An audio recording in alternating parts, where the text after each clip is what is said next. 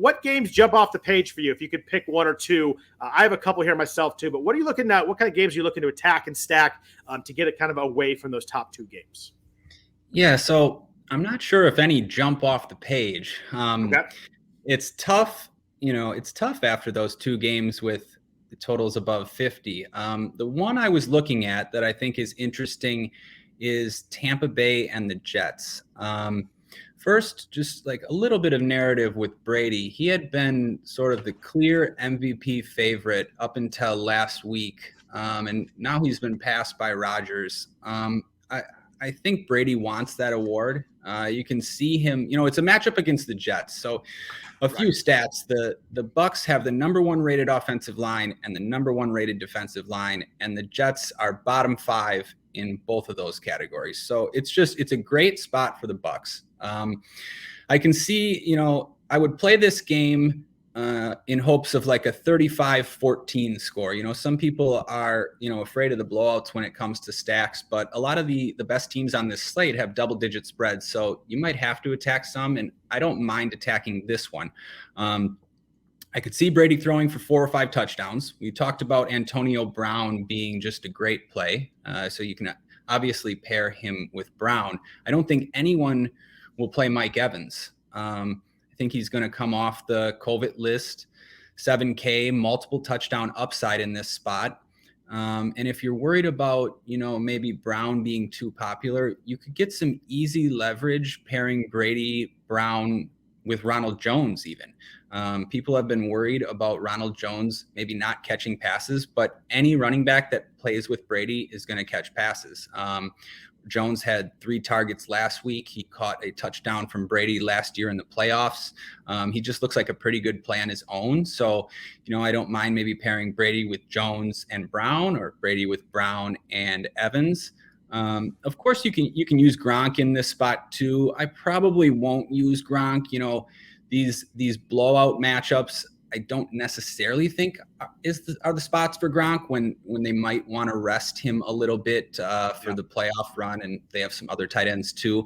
But then as far as the Jets side, they don't really need to do much for you to run it back with a guy like Braxton Berrios. Elijah Moore hasn't practiced and is still on the COVID list. It looks like he's going to be out.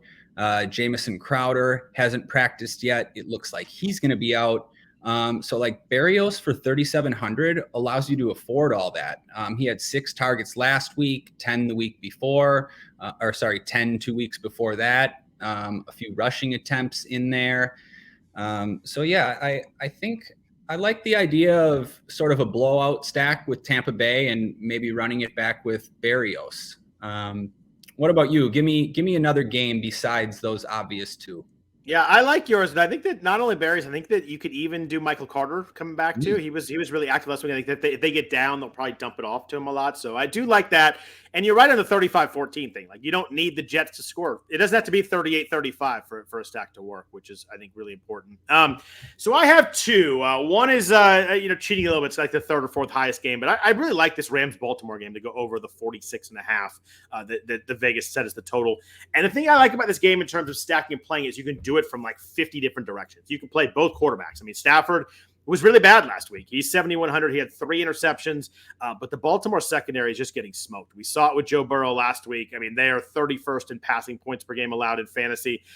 Baltimore blitzes a lot. Matthew Stafford just goes off against the blitz. He's really good against the blitz. So I just think Baltimore's just so decimated the secondary with so many injuries that I think this just works really well for a get back and forth. And we talked about Tyler Huntley earlier. You mentioned him. Like, he had a really good game the last time he started. He was what did he do? He had 4 touchdowns in that game, 215 yards passing, two touchdown passing, and then 73 yards rushing. You have that rushing floor with 2 touchdowns there, only 5,600.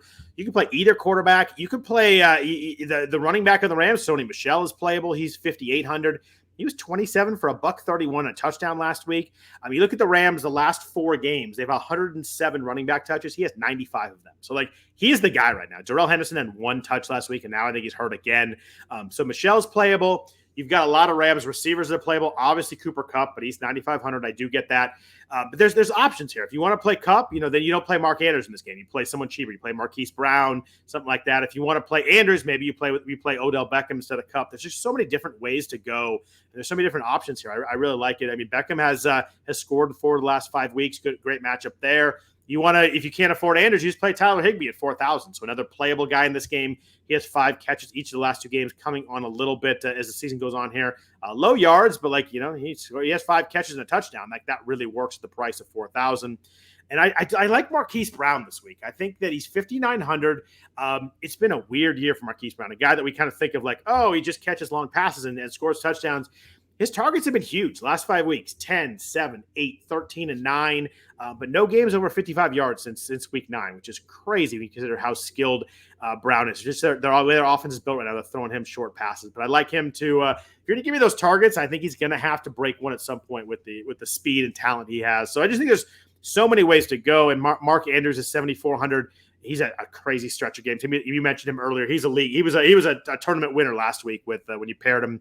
Kind of ran him with Burrow and Higgins or Chase or even Tyler Boyd on the other side last week. But he's at 100 yards 3 straight weeks, 34 targets last 3 weeks. He's massive. The thing I like about this game is for the low total. I mean, 46.5 is not low, but not high. There's a lot of pieces to play here. I don't know. I have to piece them together perfectly, but I like the fact you can go expensive and cheap or cheap and expensive.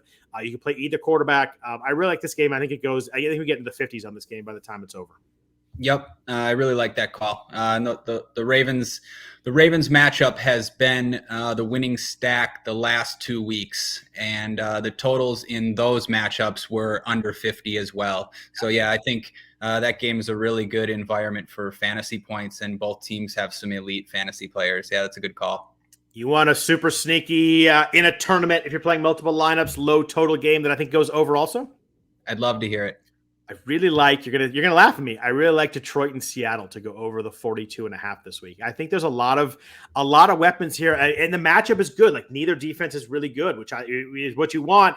And usually at a 42.5, you have struggling offenses and decent defenses. Here, I don't like either defense really. I think Russell Wilson at 6,200 is actually playable this week. He's been very middling last 4 weeks. Like we kind of think like Russell Wilson always been so bad because he's not been Russell Wilson, but he's been quarterback, I think 8 and 14 the last 4 weeks. So like he's been decent, but you just kind of feel like a big week is coming. The Lions really struggle with downfield targets. So he's got Tyler Lockett is back from COVID. I know he lost 8 pounds on COVID, but he was back last week. Maybe he's fully healthy this week.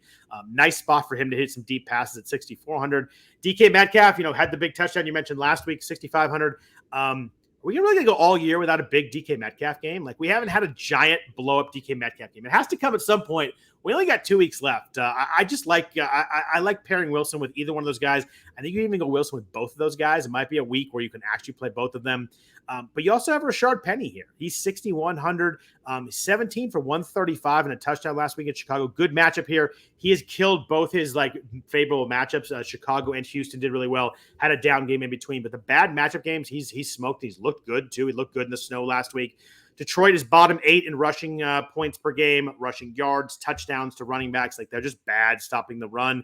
I think the key for me with a stack in this game is the other side is just super easy. I think you just play Amon-Ra St. Brown. You don't even think about it. You don't worry about anybody else. He has double-digit targets in 4 straight games. Like he was 9 for 91 and touchdown this week with freaking Tim Boyle playing quarterback. Like it's impressive right there. And you give me 4 straight weeks of a guy with double-digit targets. I'm going to take that every time. I think it's really easy. I don't think you have to figure out who you want to stack, who you want to play here. I think it just works. He's 6,000, a playable salary there. Touchdowns in 3 of 4, 70+ yards in 4 straight games. I'm actually going to bet this game to go over. I think 42.5 is too low. It's Seattle, Detroit. I'm not going to go crazy here, but I think it's a pretty stackable game where you play the Seattle, Wilson and one of the receivers or 2, and then you come back with St. Brown. You completely sold me. Yeah. When it's 3-3 at halftime, don't call me and ask me about it. Yeah, I was looking for an excuse to play Amon-Ra St. Brown. Just crazy to see at least 11 targets in 4 straight games. Yeah, you said it. I guess if I have anything to add, I was also looking for an excuse to maybe take a chance on DeAndre Swift, who doesn't have an injury designation and has been practicing fully and is now down to 6,000. I don't think, I don't think he'll be popular. So I wouldn't mind taking a chance on Swift either.